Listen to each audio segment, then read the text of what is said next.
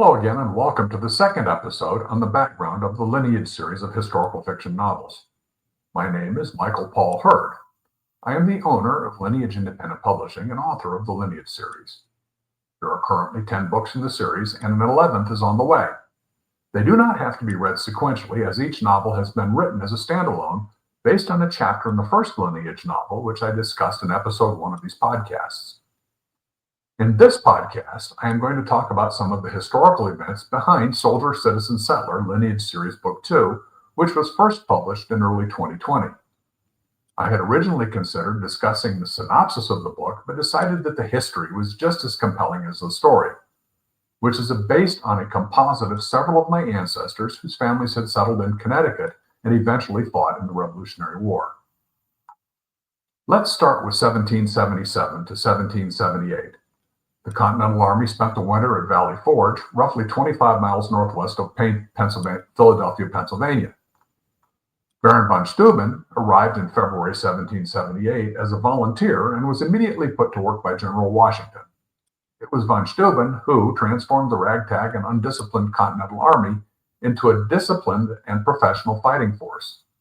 It was also von Steuben who established procedures for sanitation and camp layout that would be Army standards through at least World War I. Von Steuben also insisted that the Army keep exact records, subject to inspection, which is estimated to have saved the Continental Army the loss of as many as 8,000 muskets. Von Steuben also instituted a train-the-trainer concept and was assisted by General Nathaniel Greene and Lieutenant Colonel Alexander Hamilton in drafting a comprehensive training program for the fledgling Army, including the use of the bayonet, which would factor into the Continental victories at Stony Point in July of 1779 and Yorktown in October of 1781. Von Steuben's rigid discipline likely contributed to the stalemate at Monmouth Courthouse in 1778, preventing a decisive British victory following the ineptitude of Continental Major General Charles Lee. Another figure touched by this storyline is Benedict Arnold, who was placed in command of West Point by General Washington. Arnold is best known for his defection to the British side in 1780, but up to that point had enjoyed a successful military career. He defected to the British side after being passed over for promotion by the Continental Congress. Romantically, Arnold was entangled with the Shippen family, a Loyalist family in Philadelphia, which provided him with a connection to Major John Andre, a British intelligence officer who, with Peggy Shippen as an interlocutor, arranged for Arnold to surrender West Point to the British. After switching sides, Arnold received a commission as a brigadier general in the British Army and was responsible for burning New London, Connecticut, and other towns nearby to the ground, right behind the Continental Army's departure on its march south to Yorktown. On the other hand, Major Andre was captured as a spy and summarily executed on the orders of General Washington. The Continental Army under General Washington, the French Army under Rochambeau, and the French fleet under Comte de Grasse reached Yorktown and placed it under siege on September 28, 1781. When the Continental and French armies arrived, the British forces under Lord Cornwallis were already depleted, sick with malaria, and on the verge of starvation. Conditions were so extreme that, according to British deserters, hundreds of horses had been slaughtered and thrown down to the beach on the shores of the York River to conserve food. Some accounts claim that the stench of the rotting horse flesh became overpowering within a matter of days. By October 14th, Continental trenches were within 150 yards of redoubts 9 and 10.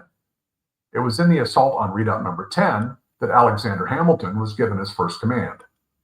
Thanks to von Steuben's training throughout the Revolutionary War, Washington was able to confidently order the assaults on redoubts 9 and 10 to be conducted with only cold steel, meaning fixed bayonets, and that no soldier was to load their musket until reaching the British fortifications. The assaults, along with other military operations around Yorktown, were successful, and 5 days later, Cornwallis surrendered.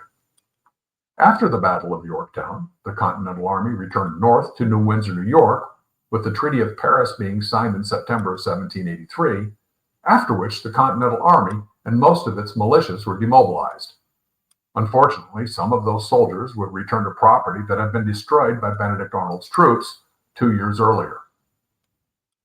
Slavery, another component of the storyline, was prevalent throughout the United States and not limited to just what later would become the Confederacy 80 years in the future. Most wealthy residents of New York, like General Philip Schuyler, owned slaves.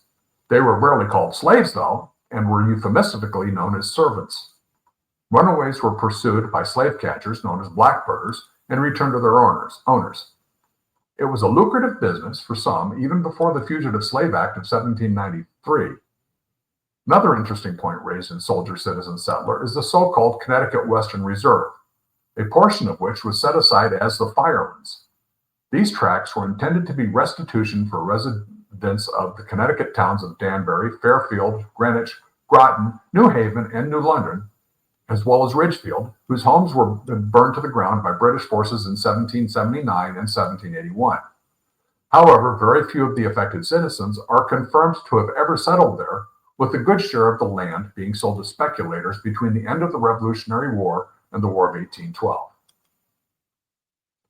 Over the past few minutes, I've provided an overview of the history behind Soldier, Citizen, Settler, the second novel in my Lineage series. I hope you've enjoyed this high-level overview and appreciate the depths of research done by a historical fiction author.